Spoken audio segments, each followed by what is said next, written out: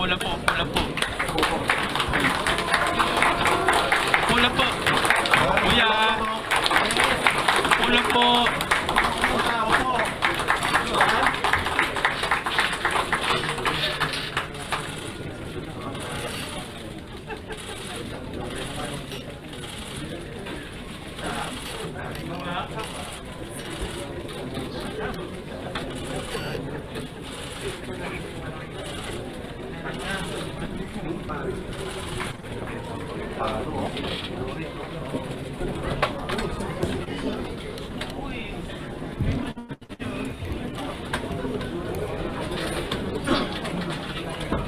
The 69th session of the Senate, in the first regular session of the 20th Congress, is hereby called to order. Let us pause for a minute of silent prayer.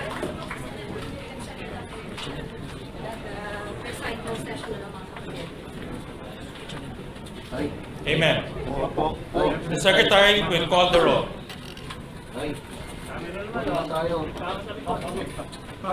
Let it be put on record that the Secretary refused to call the roll. Let the Deputy Secretary for Legislation to call the roll.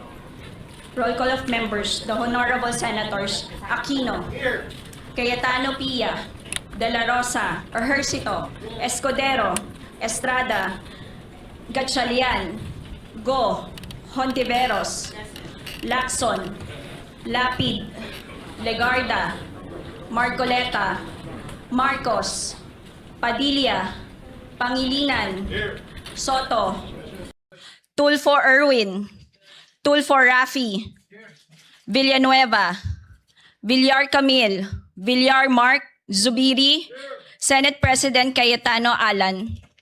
With 12 senators present, the chair declares a quorum. Mr. Presiding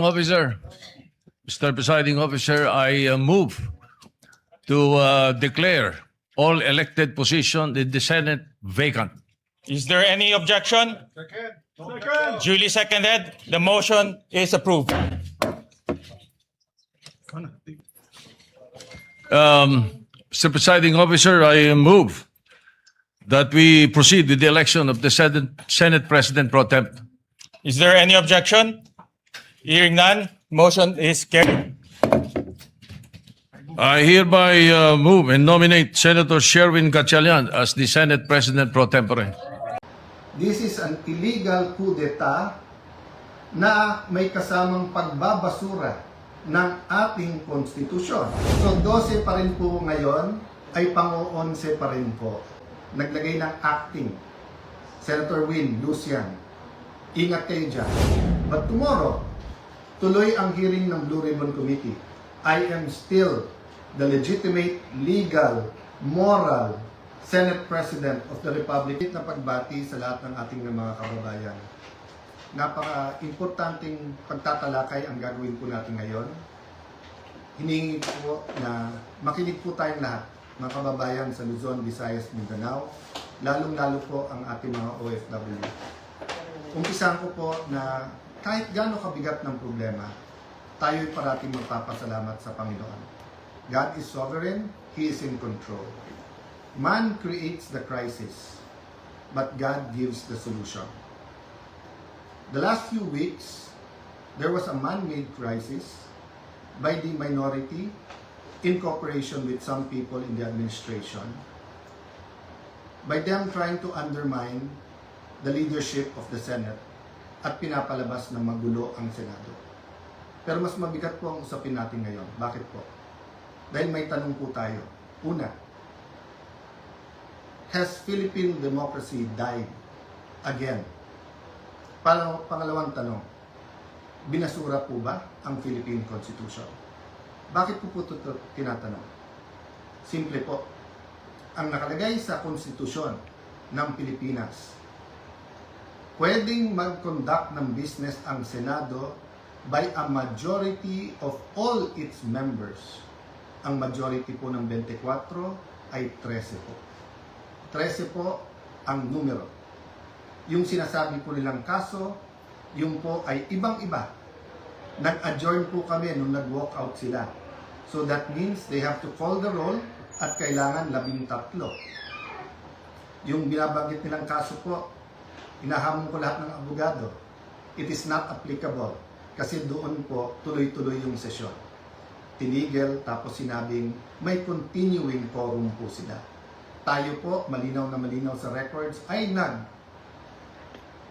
nag-adjourn last Tuesday at sinabi na tayo ay muling magre-resume ng alas 5 nung Lunes. So, what is the point of going through this?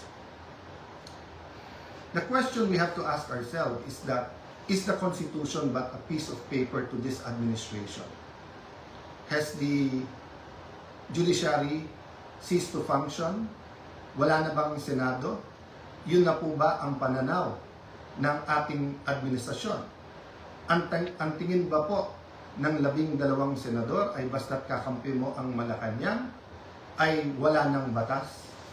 Kung titingnan niyo po ang Rule 1 and 2 ng Senado, na ayon to sa Philippine Constitution, para i-elect ang Senate President at ang Senate President Pro Tem or Pro Tempore, ay kailangan po 13.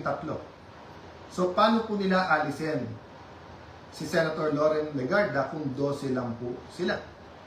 At mapapakita po sa inyo na gusto nilang i-control ang premises ng Senado at gusto po nilang hindi mag-hearing ang Blue Ribbon Committee bukas sapagkat ay binasa po nilang rule para magkaroon po ng acting Senate President.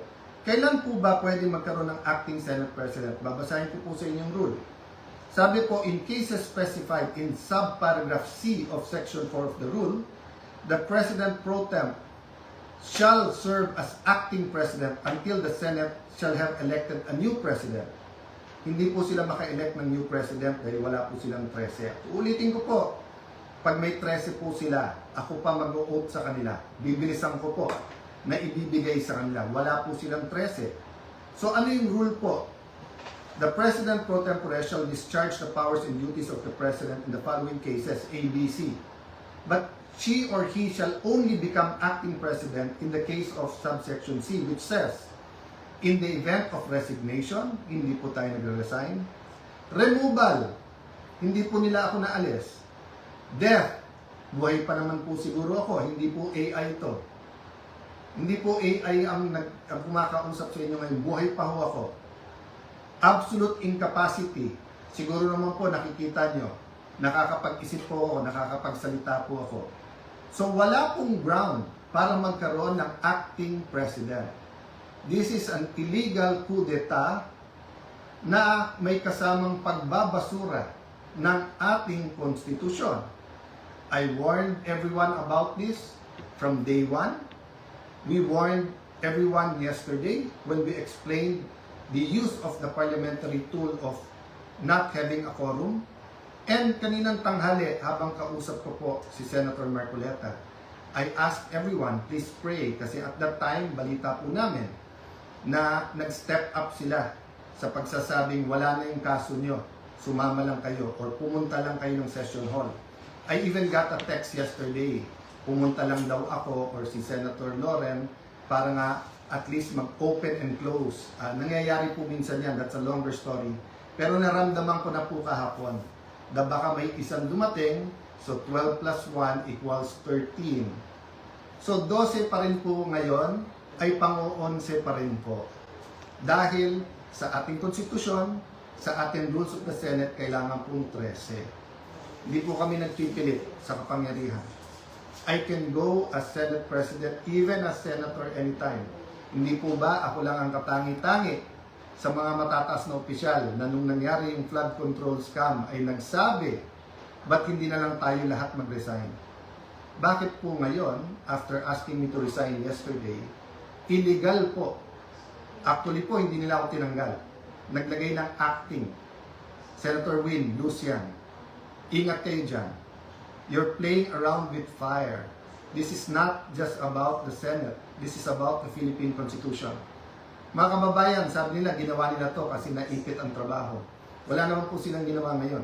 Kung hindi baguhin ang mga committee para walang Blue Ribbon committee hearing bukas para hindi maimbitahan ang 18 Marines.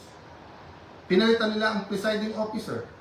Bakit po? Nagpakita po ba ako ng kahit anong partiality sa conduct or pag-usog ng impeachment court? Alam niyo po, madidelay po ang impeachment sapagkat pag pinalitan ang rules ay kailangan pa ho na magkaroon ng publication. So pati po ang ating mga arrangement ngayon magbabago. Bukod pa ho doon, pwede mag-motion for reconsideration kung legal. Ang problema, illegal po ang sesyon kanina. So this is their answer to the crisis they made.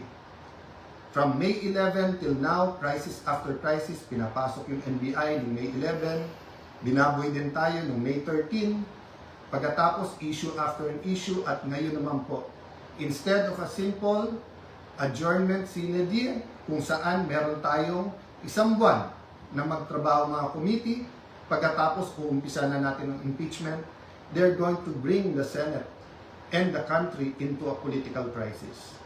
Ako'y nakikiusap sa lahat. Correct your mistakes. Wala namang problema because I issued an advisory kanina na nakasine die tayo. The country is already in economic crisis. Hindi lang nararamdaman to ng mga upper class. The world is in crisis because of what's happening in Israel, Iran, US, in what's happening with that conflict. Marami pong naghihirap na, mas maraming maghihirap pa. We need the impeachment to be fair and impartial. We need to investigate the flood control scam in a very impartial way that will be satisfactory to all our people. And we need a functioning Senate, an independent Senate. Huwag niyo po kaming alalahanin mga kababayan. Okay po ako. They can try to remove me, they can kill me, but they will not kill the idea of a democratic Philippines led not by men, but by laws, led by the Philippine Constitution. Kung sabi niyo po at natatawa yung iba that the Senate is under attack, 2023 pa lang ho, yung PI, gusto pong amendahan yung Constitution. After magsalita si Senator Aimee, wala daw katotohanan yun. Ngayon po, binasura ang Constitution. Ano ba tingin yung kasunod nito?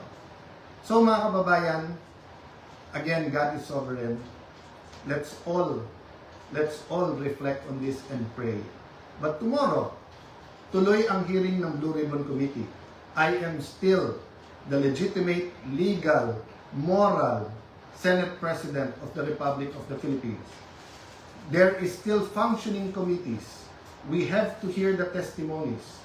Invited po, pati po yung mga gumawa ng illegal ngayon. You can try to stop us, but you will be stopping the Filipino people. So sa ating mga kababayan who wants to pray or have a prayer vigil sa Senado bukas, pumunta po kayo. Pag hindi po kami pinapasok, de sama-sama na po tayo outside the Kulambo. Ang problema po, pag in-outside nyo the Kulambo, ang mga legitimate leaders ng Senado, para nyo na pong sinabing sinunod nyo po ang Philippine Constitution. Sana naman po, tonight, makapag-isip-isip ang mga gumagawa nito. Again, sincerely po, we pray for all of our leaders and we tell everyone here, let's pray for our country and may God bless the Philippines. Anyway, tingnan natin. Kunan nga natin ng reaksyon. Sasamahan tayo ni Atty. Rowena Guanzon. Atty. Guanzon, magandang hapon po. Magandang hapon po, Kuya Glenn.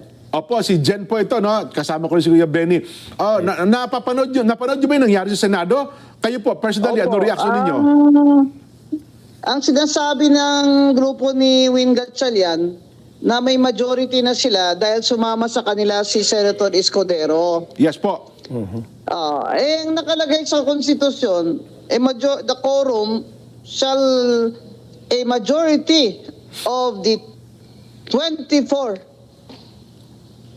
members of the Senate shall constitute a quorum. Kasi wala namang namatay sa kanila, di ba? Opo. So 24 sila. Sa 12, hindi po yan quorum. Yung ginagamit nilang decision ng Supreme Court na Abilino versus Cuenco na sinabi nila ay 12 ay quorum dahil po nung panahon na yan na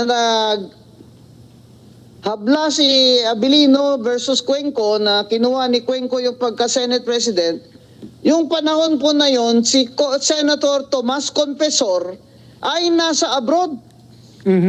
Kaya po sinabi ng Supreme Court na 23 lang sila. Because at that time, nasa abroad outside the jurisdiction ng Pilipinas ang isa, si Senator Confesor, and cannot be compelled to attend that Senate session. Ibig sabihin po, ang tanong, hindi po applicable yung Abilino versus Cuenco na decision. 12 lang sila doon kasi may nag-abroad. So 23 lang sila, ang majority 12 doon sa Abilino versus Cuenco. Pero dito sa kanila ni Win Gatchalian, yung 12 ay hindi majority dahil wala namang nag-abroad, walang namatay, at walang vacancy. Ang daming mga galing na abogado dyan. Si Kiko Pangilinan, abogado dyan sa kanila eh. Pero gagamitin lang talaga nilang Abilino versus Cuenco. Ewan ko ba, pakapalan na lang. Ewan ko, lahat ng pinag-aralan natin dito parang mapupunta lang sa basura dahil napakagaling naman itong grupo ni Gatchalian. Pwede ba itong Ang questionin? 12 ay hindi majority ng 24. Opo. Ang 12 ay 50% ang nakalagay sa Constitution. A quorum shall constitute 50% plus 1, which is 13. Now, the Supreme Court might consider that a different number, different from 24 to determine the quorum if there is a vacancy. For example, may namatay na may na-suspend na senador. Kahit si Senator De La Rosa ay wala dyan, absent siya, walang vacancy. Kahit si Senator Ejercito nasa jail, walang vacancy. In fact, ang mga staff nila ay nagre-receive ng salary sa Senate because at any time, someday they might come back. Senator Estrada might get acquitted. Senator De La Rosa might decide to go back. So, There is no Attorney- vacancy. So, Therefore, the 24 is still the number to count for the majority, which is 13, hindi 12. So, attorney, sa nakikita nyo pong situation ngayon, si Benny Antiporto po ito, sa nakikita nyo pong situation ngayon, malaki ang posibilidad na aabot po ng Korte Suprema itong bagay na ito kung Aabot sakaling hindi talaga. po nila masettle to. Aabot talaga. Aabot talagang Korte Suprema dapat. Kasi gaya rin Kasi- ng sabi ng iba abogado na hindi naman po kinwestiyon yung quorum kanina kung habang nagkakaroon ng proceedings dahil doon din naman daw po si Chis Escudero. Bakit? Nasa kamay ba ni Chis Escudero ang pag-question dyan? Bakit? Bakit? May rule ba na kailangan i-questionin ang quorum? Dapat alam ng bawat senador kung ano ang quorum. Ano ba sila? Di sila nag-aral? Lalo na si Atty. Pangilinan na abogado siya. Magpasa naman kayo ng Abilino versus Cuenco. 23 lang ang bilang doon ng Supreme Court on a motion for reconsideration because Senator Confesor was abroad. There is no vacancy now. Even with Bato de la Rosa absent, even with Jingo Estrada absent because he's in jail, their offices are not vacant. Ilang ulit sabihin, pero kung gusto talaga nilang gawin, ginagawa nila kasi BBM gang na sila. Ano bang kinatatakutan nila dyan? Ang Senate Blue Ribbon Committee? Bakit? Bakit? May mga magsasabi ba dyan na ilan sa kanila ay nagkamaleta din? Ano ang napakamahiwaga dito sa Senate Blue Ribbon hearing ni Senator Marcoleta na lahat na lang ay ginagawa nila para ito ay hindi matuloy? Lalo naman pag hindi nila tuloy, ay ang mga tao naman ay lalo nagde-demand ngayon na ibuksan niyo yung Senate Blue Ribbon Committee na yan at wag na si Ping Lacson ng chairman dyan dahil nung siya ang nag-chairman wala namang nangyari. So, Yan lang po ang masasabi ko dyan. paano po natin pala tatratuhin? Sa akin po, opinion ko. Opo. Attorney, tatanungin ko na... Araw din ako ng batas at nagturo. Opo. Wala, hindi ba ang quorum nila? Senate President Alan Peter Cayetano should go to the Supreme Court. Thank you very much. Ang gusto lamang namin ay ang inyong total support. Wag po kayong kukurap baka ito na po ang pinakahuling pagkakataon na ang katotohanan, ang katwiran ay mananaig.